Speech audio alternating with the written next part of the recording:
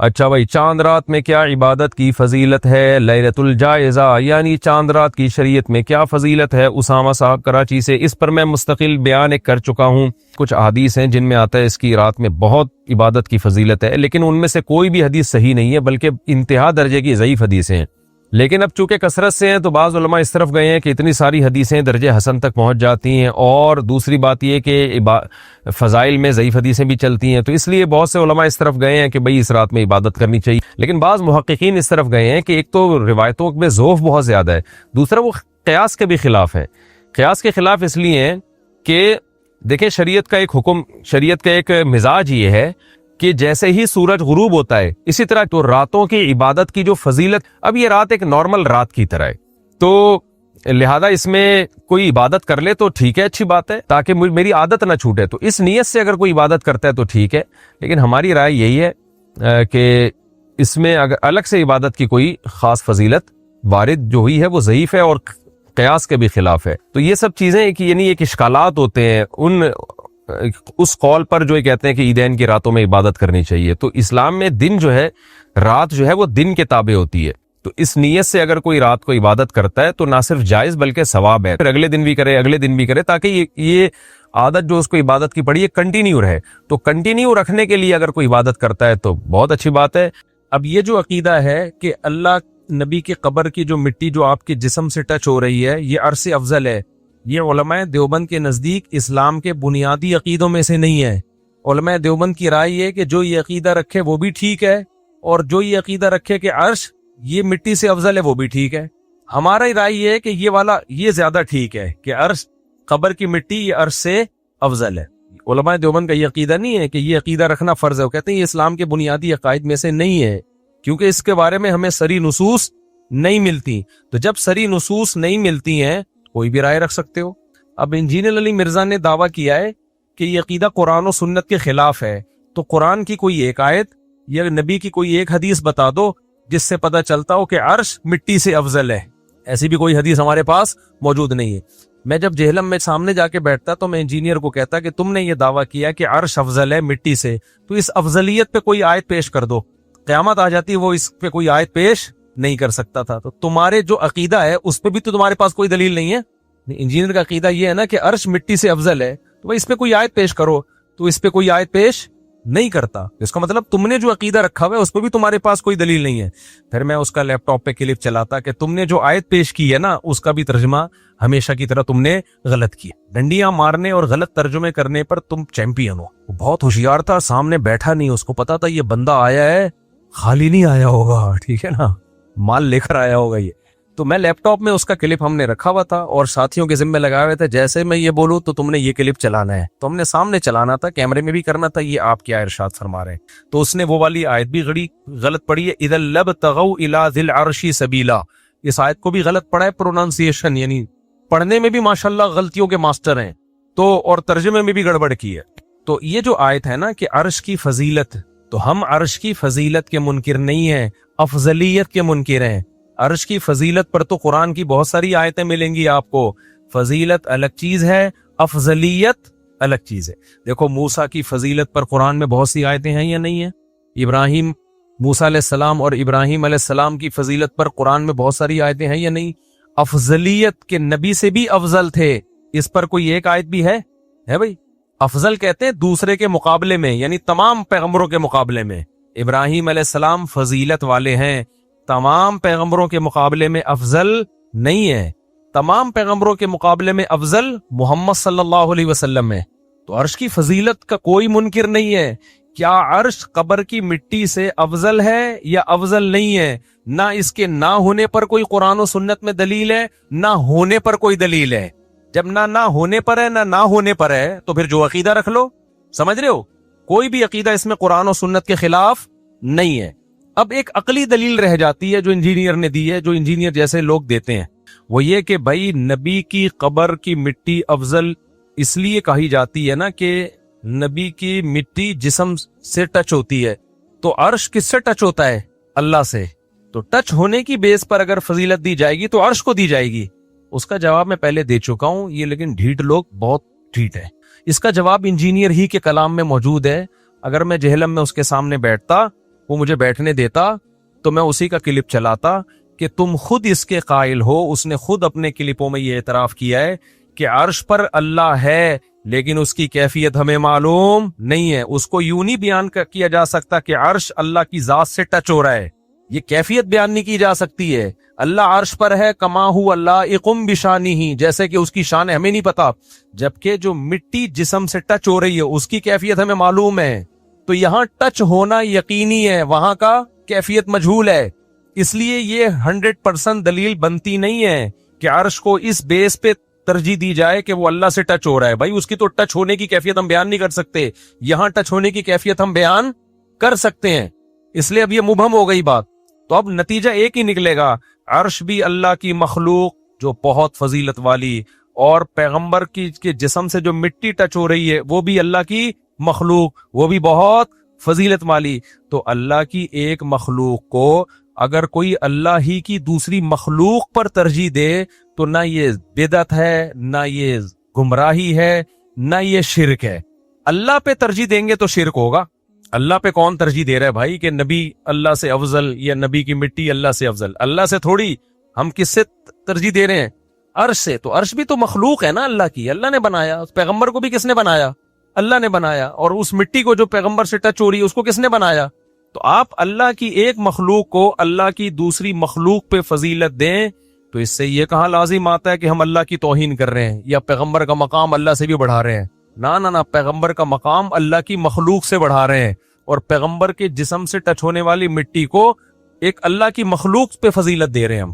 تو لہذا دلیل نہ ادھر ہے قرآن و سنت میں واضح, نہ ادھر ہے. لہذا کوئی بھی عقیدہ رکھ لے اس میں تو علماء دیوبند اس کو گمراہ نہیں سمجھتے.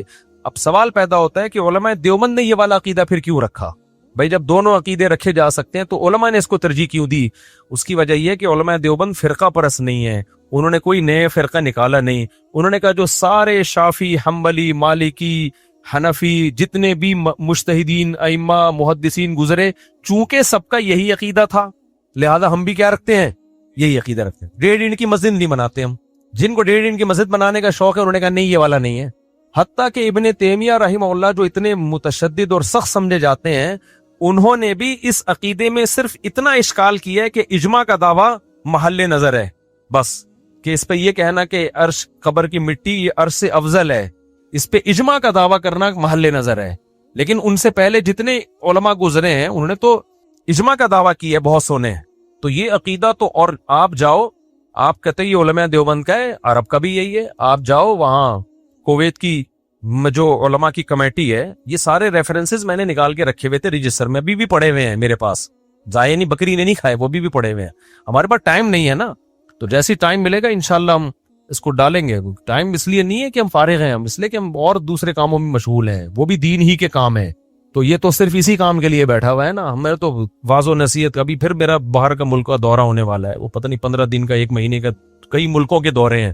تو یا تو ہم وہ دورے چھوڑ دیں, یہی کرتے رہیں, اسی کو پکڑ کے بیٹھے رہیں. یہ تو بند کمرے میں بیٹھا ہوا ہے تو پھینکتا رہے گا.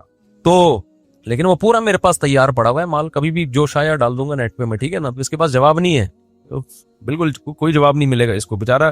ہم تو سامنے بیٹھتا نا تو ہم چلاتے کائنڈلی یہ آپ کیا کہہ رہے ہیں, یہ آپ کیا کہہ رہے ہیں. آپ تو خود مان رہے ہیں کہ عرش پر اللہ کی ذات ایسی ہے کہ اس کی کیفیت ہمیں معلوم نہیں ہے.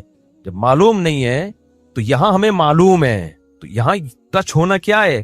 میں بھی اسی کا قائل ہوں کہ اللہ عرش پر ہے, لیکن کما ہوا لائق بشانی, اس کی کیفیت میں ہم پڑھتے ہی نہیں ہیں, بس اللہ عرش پر ہے, ہمیں نہیں پتا کیسے ہے.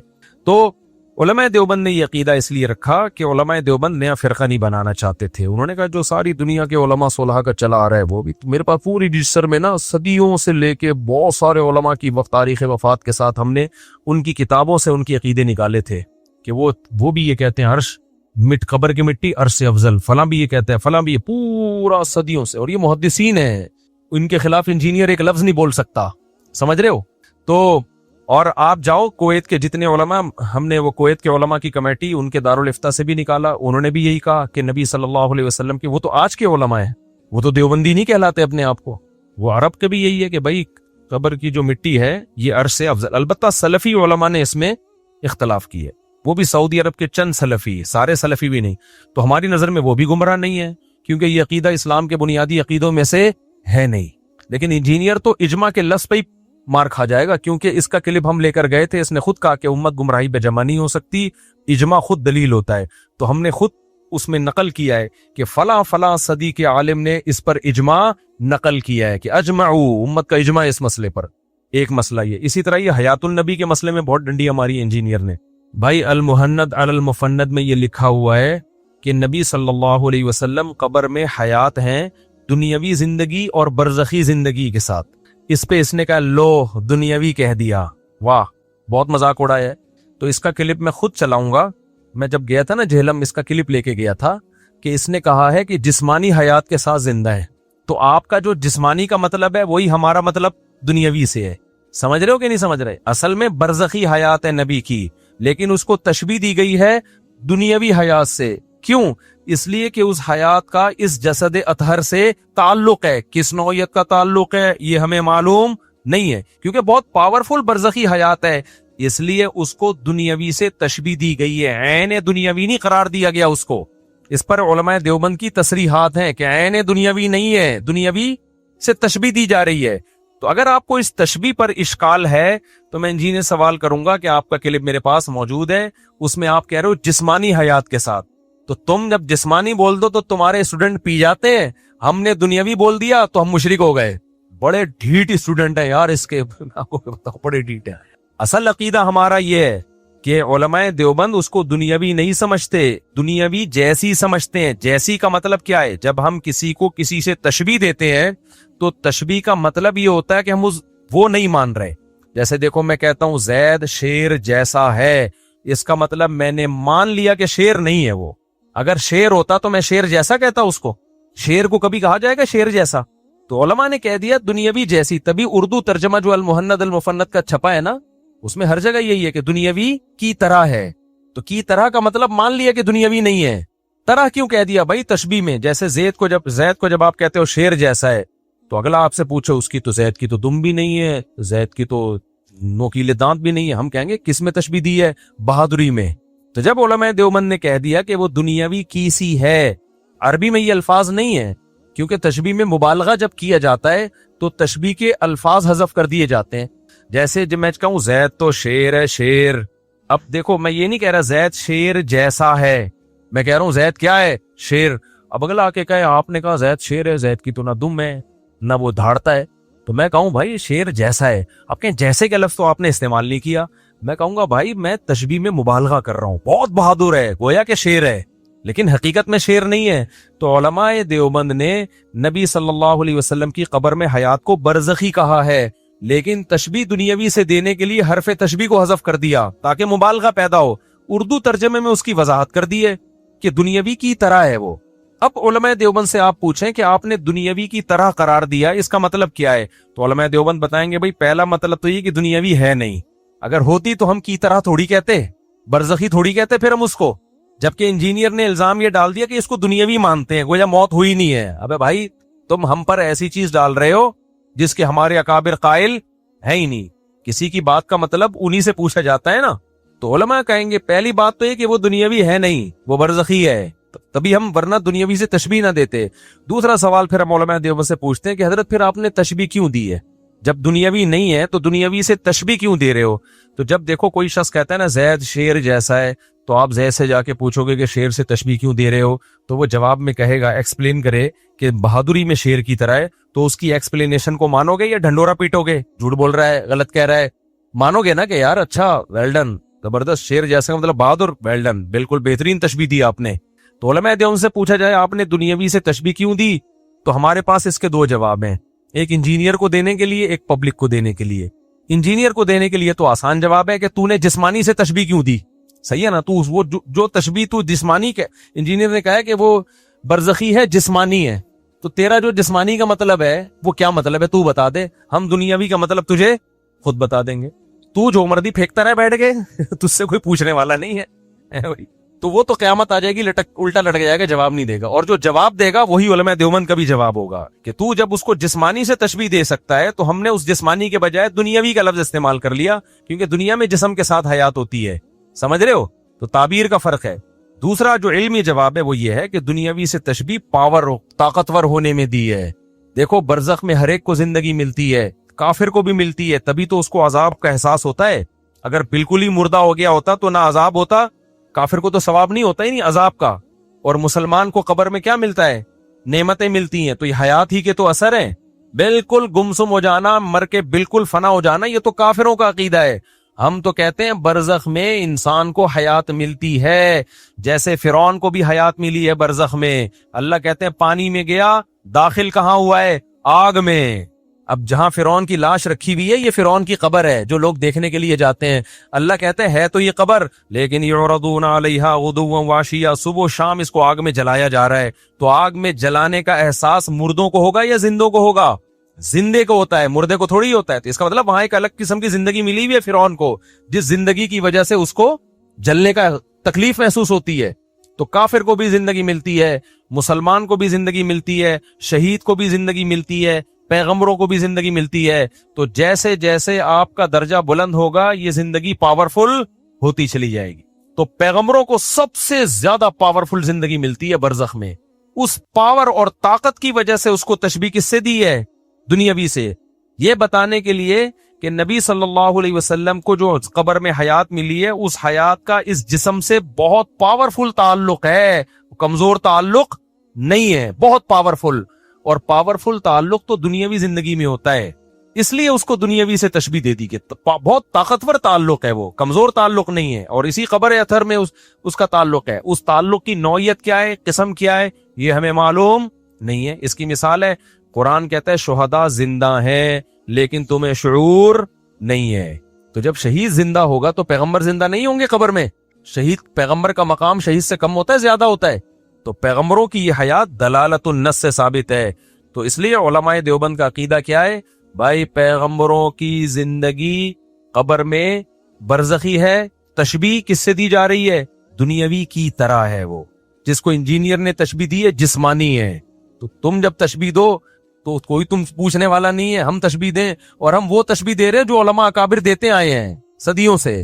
تو اس لیے یہاں بھی سامنے بیٹھتا مزہ آتا, سامنے آپ لوگ بیٹھے ہوئے ہو یار, آپ سے تھوڑی ہمارا جھگڑا ہے. اس میں جھگڑا جس سے وہ بیٹھا نہیں سامنے, وہ بیٹھے گا بھی نہیں قیامت تک کہ اگر رات کو کیوں آئے تھے. حالانکہ رات کو آئے تھے تو اسٹے تو دن میں بھی کیا تھا نا ہم نے. آنے سے کیا ہوتا ہے بھائی؟ آپ کی شادی کل شام 4 بجے ہے لاہور میں, فرض کرو شام کو 4 بجے شادی ہے, آپ دولہا رات ہی کو لاہور پہنچ گیا خوشی میں. اب لڑکی والے رشتہ توڑ دیا, رات کو کیوں آئے تم, رات کو کیوں آئے؟ وہ بولے گا بھائی آیا رات کو, وہ شادی تو 4 بجے ہی ہوگی نا دن میں. تو میں اگر جہلم رات کو گیا تھا تو بھائی بحث ہم نے رات 2 بجے تھوڑی کرنی تھی. بحث کے لیے آپ بتا دیتے اتوار کو اکیڈمی میں آ جاؤ 2:30 پہ. ہم رات کو تھوڑی آتے, ہم رات کو تو اناؤنسمنٹ ہوئی ہے تو وہ وٹ پٹانگ پھینکی. اسی طرح یہ جو عقیدہ ہے کہ علماء دیوبند جو ہے نا اس میں لکھا ہوا ہے کہ ہم قبروں سے فیض کے قائل ہیں. ابھی تو میں ہلکا پھلکا انداز میں بیان کر رہا ہوں, ظاہر ہے ابھی یہ تو اچانک سوال آ گیا نا, ورنہ تو اس میں تو پوری وہی جو دلائل میں لے کر گیا تھا نا وہ ریکارڈ کرنے کے اصل میں پورے ریفرنسز کے ساتھ. تو یہ جو علماء دیوبند پہ اس نے اعتراض کیا ہے کہ علماء دیوبند نے یہ لکھا ہے کہ ہم قبروں سے فیض کے قائل ہیں, اس طریقے پہ نہیں جو عوام کا طریقہ ہے, اس طریقے پہ جو خواص کا ہے. تو دیکھو یہ کہتا ہے دیکھو علماء دیوبند بھی قبروں سے مدد مانگنے کے. بھائی کس نے لکھا ہے کہ استمداد کے قائل ہیں؟ استمداد, مدد طلب کرنا قبروں سے الگ چیز ہے, فیض الگ چیز ہے. اور آگے علماء نے بیان کر دیا دیکھو جب بھی کسی سے فیض حاصل کیا جاتا ہے اس کی 2 قسمیں, ایک اسباب کے تحت اور ایک اسباب سے ہٹ کے. اسباب کے تحت جب آپ کسی سے فیض حاصل کرتے ہو یہ شرک نہیں ہے. شرک ہمیشہ اس کو کہا جاتا ہے تو اسباب سے ہٹ کرو. جیسے مدد مانگنا, یہ بھی تو ایک فیض ہے نا. میں آپ سے مدد مانگتا ہوں پانی لے کر آؤ, آپ اسباب کے تحت چلتے ہوئے جاؤ گے, کولر سے نلکے سے پانی کھولو گے لے آؤ گے, یہ شرک کہلائے گا کیونکہ یہ اسباب کے تحت آ رہا ہے. اور ایک ہے اسباب سے ہٹ کے, طوفان آ گیا, قحط پڑا ہوا ہے, کوئی پانی کا نظام نہیں ہے, اب اللہ سے مانگا جائے گا. اب مخلوق سے مانگو گے, اس کا مطلب آپ مخلوق کو مختار کل سمجھتے ہو, یہ شوں کر کے لے آئے گا. تو یہ غیر اللہ کی مدد یا یہ فیض یہ اسباب سے ہٹ کر ہے. تو علماء دیوبند نے لکھا ہے کہ قبروں سے اس فیض کے قائل نہیں ہے جو عوام جس کے قائل ہے. عوام اسباب سے ہٹ کے فیض کی قائل ہے. عوام یہ سمجھتی ہے کہ ان مردوں کو اللہ نے اختیارات دے رکھے ہیں, جب بھی ان کو پکارا جائے گا یہ بزرگ ہماری حاجت پوری کریں گے. اگر علماء دیوبند کا یہ عقیدہ ہوتا تو توحید کے سب سے بڑے علمبردار علماء دیوبند نہ ہوتے. کبھی کسی دیوبندی کو دیکھا قبروں سے جا کے مانگ رہا ہے؟ اور اگر آپ کتابوں کے ریفرنس دے دو نا, انجینئر صاحب ہو سکتا ہے فلاں دیوبندی قبر پہ مانگ رہا تھا, تو بھائی ہم اس کے پابند نہیں ہے, غلط کر رہا تھا, ہم سے پوچھ کے تھوڑی کر رہا ہے. یہ تھوڑی کہ کوئی بھی دیوبندی اٹھ کے کچھ بھی کر لے تو آپ علماء دیوبند کو بدنام کرنا شروع کر دو. جو مہند المفند کا عقیدہ ہے اس کے مطابق قبر سے مانگنا حرام ہے. تبھی میں تو علماء دیوبند کا بہت ہی ادنا سا شاگرد ہوں. کبھی آپ نے ہمیں دیکھا قبروں سے مانگتے ہوئے؟ تبلیغی جماعت تو علماء دیوبند کی بنائی ہوئی جماعت ہے نا. کبھی ان کو دیکھا قبروں سے مانگتے ہوئے؟ تو اس میں لکھا ہوا ہے کہ اس طریقے پہ نہیں جس طریقے پہ عوام قائل ہے. عوام اسباب سے ہٹ کے قائل ہے. ہم اس فیض کے قائل ہیں جو اسباب کے تحت اور اسباب کے اندر قبر کا فیض ہی قرآن و سنت سے ثابت ہے. اب دیکھو حضرت عمر رضی اللہ تعالیٰ عنہ نے وصیت کی, حضرت عائشہ سے سفارش کی مجھے کہاں دفن کیا جائے؟ نبی کے ساتھ. کیوں؟ تاکہ نبی کی قبر پہ جو اللہ کی رحمتیں پڑیں گی وہ مجھ پہ بھی ہوں. تو یہ بھی تو قبر کا فیض ہے. سمجھ میں آ رہی؟ آدمی کے ساتھ ہم دفن ہو تاکہ اس قبر کا فیض ملے. فیض ملنے کا مطلب کیا ہے آپ کو نہیں پتا؟ ہم سے پوچھو. فیض ملنے کا مطلب جو اسباب کے تحت جو اللہ دے گا, یہ بزرگ نہیں دیں گے کہ بھائی اللہ ان کی قبر پہ جو رحمت بھیجے گا وہ رحمت ہماری قبر پہ بھی ہوگی. تو یہ بھی تو فیض کی ایک قسم ہے. ہم اس قسم کے قائل ہیں جو اسباب کے تحت ہو. جو اسباب سے ہٹ کر ہے اس فیض کے ہم قائل نہیں ہیں جو شرک کی طرف انسان کو لے کے جاتا ہے. سمجھتے ہو کہ نہیں سمجھتے؟ اسی طرح حدیث میں آتا ہے فزورها فإنها انی نہیتکم عن زیارت القبور فزورها فإنها تذکر الآخرہ. قبروں کی زیارت کیا کرو, اس سے آخرت کی یاد تازہ ہوتی ہے. تو ہم قبرستان فیض حاصل کرنے کے لیے جاتے ہیں. وہ فیض ہمیں کیا ملتا ہے؟ آخرت کی یاد تازہ ہوتی ہے. یہ فیض ہے یا نہیں ہے؟ یہ بھی تو فیض ہے. جب آپ قبر پہ جاؤ گے کون یاد آئے گا؟ تو یہ اسباب کے تحت فیض ہے. تو علماء دیوبند اس فیض کے قائل ہیں جس کی کوئی لاجک ہو اور اسباب کے تحت ہو. جو اسباب سے ہٹ کے فیض ہے اس کے ہم قائل نہیں ہوتے. تو ہم قبروں میں جاتے ہیں, ہم تو قبروں سے روکتے ہیں لوگوں کو. ہم تو شب برات میں نہیں جانے دیتے جب ساری دنیا جا رہی ہوتی ہے. نہیں آئی بات؟ میرا خیال ہے میں نے تو فالج والے کا واقعہ سنا ہے نا. میرے پاس آیا کہ میرا آدھا دھڑ فالج زدہ ہے, میں ایک بزرگ کی قبر پہ جانا چاہ رہا ہوں. تو مجھے بہت لوگوں نے کہا مزار پہ جاؤ گے تو یہ ہو جائے گا. میں نے کہا جس کی قبر پہ جاؤ گے ان کے تو دونوں دھڑ کام نہیں کر رہے, وہ تمہارا آدھا دھڑ کیسے ٹھیک کریں گے؟ تو ہمارے اکابر کا تو یہ عقیدہ ہے. کبھی دیکھو مولانا سلوی تھانوی کی قبر پہ کوئی گیا ہو دعائیں مانگنے, ان سے سادہ سی قبر ہے. جتنے میرے اکابر ہندوستان میں ایک بالش قبر اور بالکل سادہ. دارالعلوم کورنگی چلے جاؤ, جامع رشید کا قبرستان ہے قریب میں, وہاں چلے جاؤ, کسی قبر پہ آپ کو کوئی مدد مانگتا ہوا نظر نہیں آئے گا. تو آپ ایک چیز علماء دیوبند کے کھاتے میں کیوں ڈال رہے ہو جس سے وہ بری ہیں؟ ہاں کتابوں سے آپ واقع نکال سکتے ہو, فلاں نے یہ کیا فلاں نہیں. بھائی ہم اس کو غلط قرار دیتے ہیں بغیر کسی تعویل کے. جس نے کیا وہ خود ذمہ دار ہے, چاہے کوئی بھی ہو, کائنم من کان. اچھا, بعض دفعہ علماء دیوبند میں سے بعض سے ایسے کام ثابت ہیں جو شرک نہیں ہے لیکن شرک کا ذریعہ ہے وہ, تو اس کی ہم حوصلہ شکنی کرتے ہیں چاہے کتنے بڑے بزرگ سے ہو. ہم کہتے ہیں یہ شرک تو نہیں ہے, اس کی تعویل ہو سکتی ہے, لیکن چونکہ شرک کا ذریعہ ہے لہذا وہ بزرگ زندہ ہوتے تو ہم ان کی خدمت میں جا کے کہتے کہ حضرت آپ وہ کام کر کے چلے گئے کہ ہمیں تو پتہ ہے جی. اچھا بھائی اوپر سے ویڈیو نہ بنائیں. تو ہم جو ہے نا ان سے یہ کہتے, بزرگ زندہ ہوتے, ہم کہتے حضرت آپ نے جو کام کیا ہے یہ اگرچہ شرک نہیں ہے لیکن شرک کا ذریعہ ہے, تو کائنڈلی آپ یہ کام نہ کریں. ہم ان کا مذاق نہ اڑاتے. مذاق اسے نہیں اڑاتے کہ کسی بھی شخص کے اچھے اور برے ہونے کا فیصلہ 2-4 باتوں سے نہیں کیا جاتا. اللہ بھی نہیں فیصلہ کرے گا, اللہ بھی اعمال کو تولے گا. ہمارے بعض اکابر ایسے ہیں ساری زندگی توحید کی دعوت میں گزری, 2-4 کام ان سے ایسے ہوئے کہ وہ بے-احتیاطی پر مبنی تھے. وہ زندہ ہوتے تو ہم کہتے حضرت یہ نہیں کرنے کا کام, لیکن ان 2 بے احتیاطیوں کی وجہ سے ہم ان کو مشرک, کافر, بدعتی, گمراہ کہنا شروع کر دیں. یہ آپ کا حوصلہ ہے کیونکہ آپ کے یہاں اکابر ہوتے نہیں ہیں, روحانی باپ ہوتے ہی نہیں ہیں. جن کے یہاں ہوتے ہیں وہ اتنی جلدی باپ سے دستبردار نہیں ہو جاتے. لوگ کہتے ہیں نا کہ جب کوئی بدعتی یہ کام کرے تو آپ اس کی تعویل نہیں کرتے اور آپ کے بزرگ کریں تو تعویل کرتے ہو. بھائی ہمیں پتہ ہے ہم جس بزرگ کے بارے میں تعویل کرنے وہ توحید پرست تھے, ساری زندگی توحید کی دعوت دی. اس سے ایک کام اگر احتیاط کے خلاف ہوگا اس کی تعویل کی جائے گی. اور جو بدعتی ہے وہ تو اپنی قول کی تعویل پہ خود ہی راضی نہیں ہے, وہ تو راضی نہیں ہے. آسان مثال سے بات سمجھاتا ہوں. دیکھو ایک آدمی ہمیشہ کہتا ہے اللہ مشکل کشا اللہ سے ہوتا ہے, اللہ کے غیر سے نہیں ہوتا. جیسے تبلیغ والے صبح شام حاجی عبدالوہاب صاحب کی دعوت ہی تھی اللہ سے ہوتا ہے, اللہ کے غیر سے نہیں ہوتا. کسی دن وہ بیٹھ کے کہنے لگے کہ فلاں مشکل کشا ہے, تو فوراً آپ ان پہ فتویٰ نہیں لگاؤ گے. آپ کہو گے یہ تو اللہ کو مشکل کشا مانتے ہیں.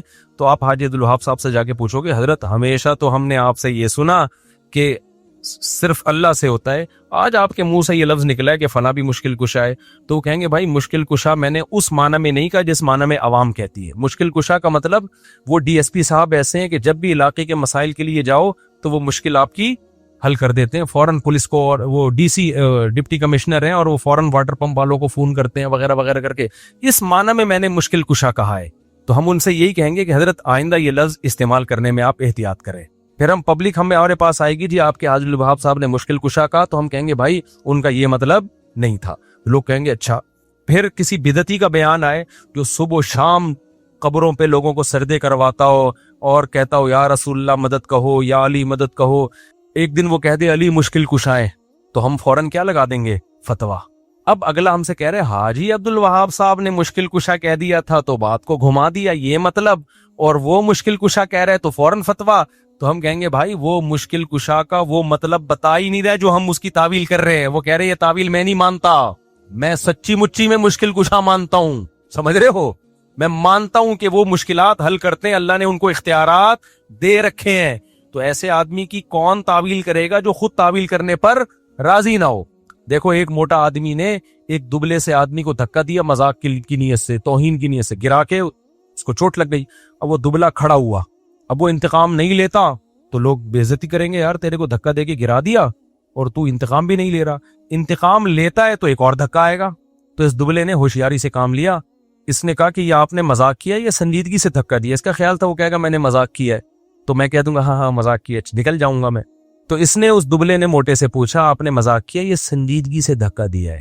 تو اس نے کہا میں نے سنجیدگی سے جان بوجھ کر تجھے تکلیف پہنچانے کے لیے, ذلیل کرنے کے لیے دھکا دے کے نیچے گرایا, کر لے کیا کرنا ہے. اس نے کہا اچھا ہو گیا سنجیدگی سے کیا, ورنہ میں اس قسم کے مذاق برداشت کرتا نہیں ہوں, اور یہ کہہ کے نکل گیا. یہ میں کیوں لطیفہ سنا رہا ہوں کہ اس نے سنجیدگی سے گرایا اور یہ اس کی تعویل کر رہا ہے کہ اس نے مذاق کیا ہوگا. تو جس کی تعویل کر رہا ہے نا وہ اس تعویل پہ راضی نہیں ہے, وہ کہہ رہا ہے نہیں میں نے مذاق کیا ہی نہیں ہے. تو اب ہم تعویل کریں گے کہ مذاق کیا ہے.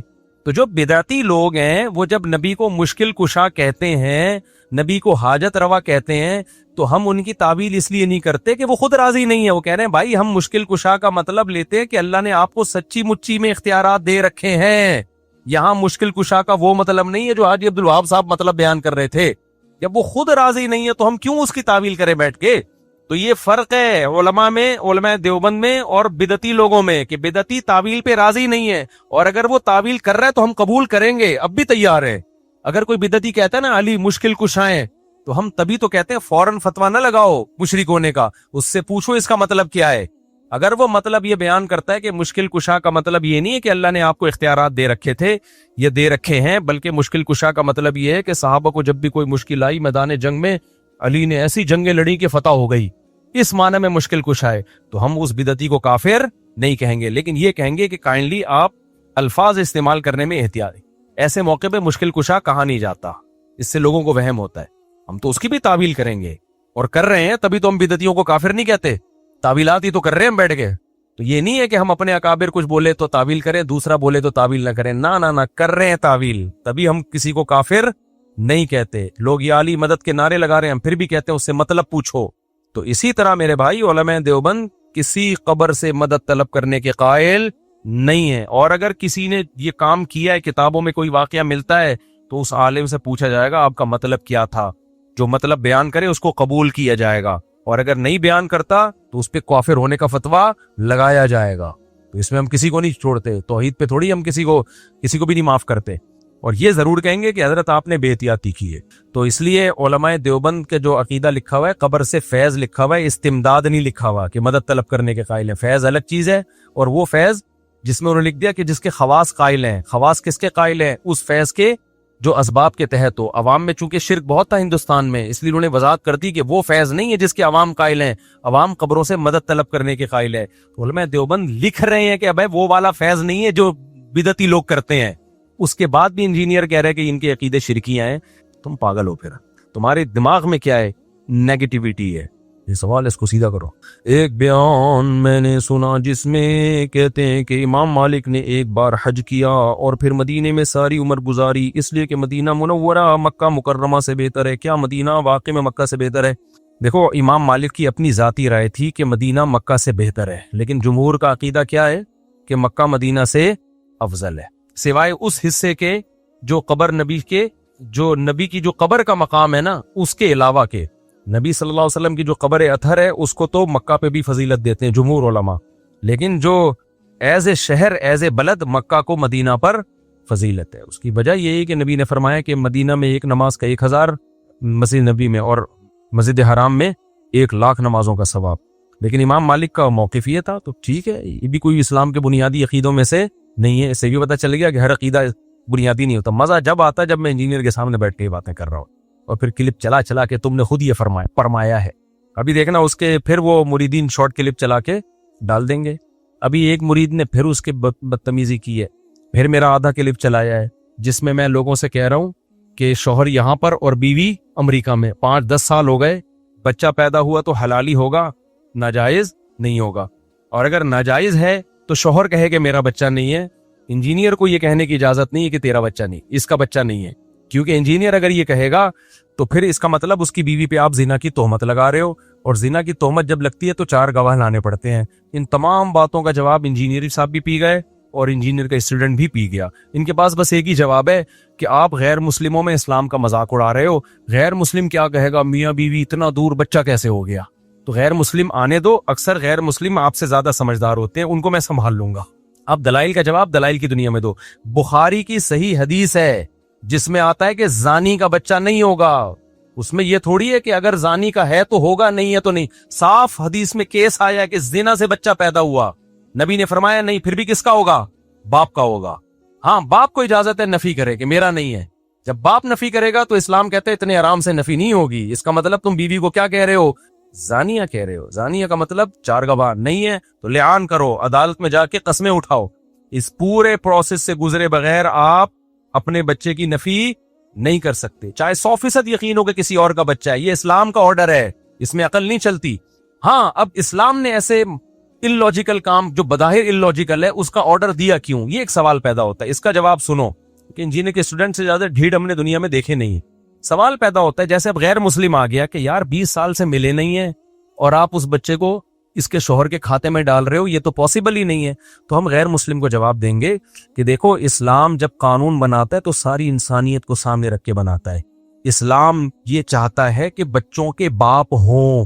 انگریزوں کو تو باپ کی کوئی ویلیو نہیں ہے.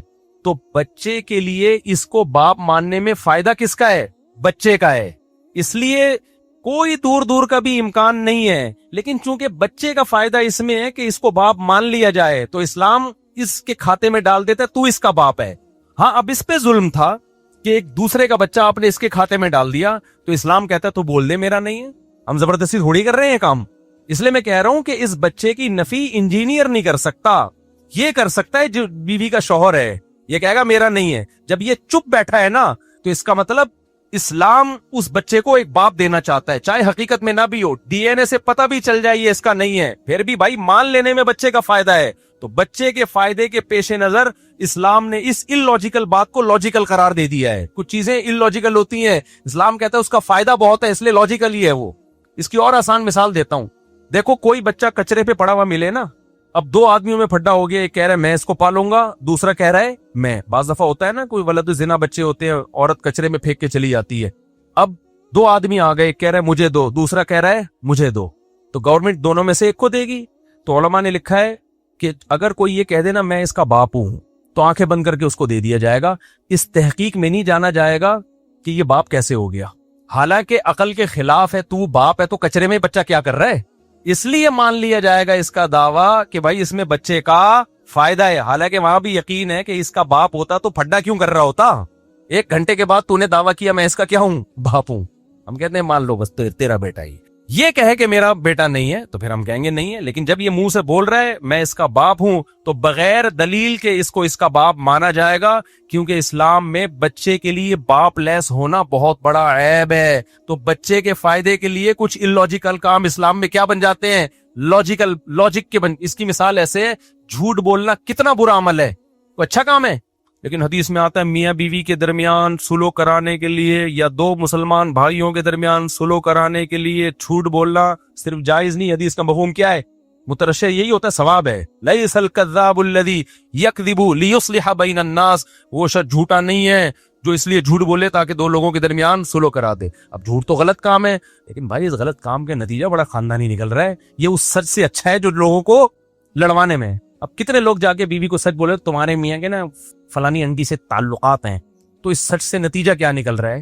میاں بیوی کو لڑوا رہے ہیں، ابے تو تعلقات ہیں تو چھپا لیتا، الگ سے جا کے میاں کو سمجھاتا انسان کا بچہ بن جا ورنہ بھابھی کو شکایت لگاؤں گا تیری، جا کے ڈائریکٹ اس کو بتا رہا ہے جا کے، یا بیوی کا کچھ الٹا سیدھا مسئلہ ڈائریکٹ شوہر کو جا کے، بھائی پہلے اس کو سمجھاؤ۔ بعض سچ ایسے ہوتے ہیں جو معاشرے میں فساد کا ذریعہ بنتے ہیں، بعض جھوٹ ایسے ہوتے ہیں جو معاشرے میں، اگرچہ اس میں علماء کا اختلاف ہے، سری جھوٹ بولا جائے گا یا گھما پھرا کے جھوٹ بولا جائے گا، یہ ایک الگ مسئلہ ہے، لیکن گول بات ہی کی جائے گی، پراپر سچ نہیں بولا جائے گا ایسے موقع پہ۔